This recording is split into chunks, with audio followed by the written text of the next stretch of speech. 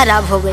अरे तो हम कौन कलेक्टर बन गए रे पगली। प्यार के अपना खून पसीना से सींचा तानी तोरे लारिक साखी चातानी रे। अच्छा प्यार के अपना खून पसीना से सींचा तानी तोरे लारिक साखी चातानी रे।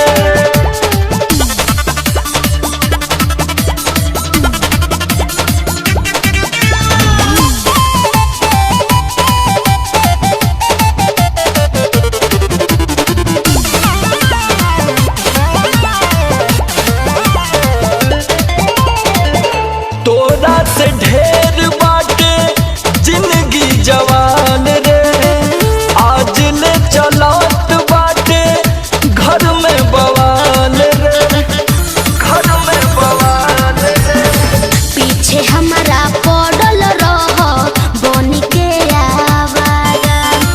अब कुछ कहिले तो करे लो किनारा। तो गिया जिंदगिया के कैसे हम फीचा तानी तोरे लारिक साखी चातानी रे।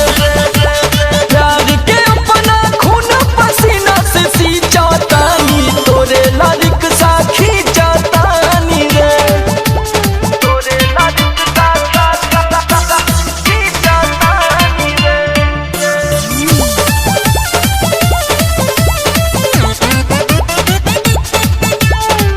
हम नहीं जानली कि फंस जाइबई से। भइली पलिहारे के बानर जैसे। बानर जैसे। कुंदन समोहर दोष बाटे दोनों जानी के। अब से सुधार तू आपन कहानी के। अपने ही लोलावा से भी जातानी तोरे लारिक साखी चातानी रे। प्यार के अपना खून पसीना से सींचा तानी तोरे लारिक साखी चातानी रे।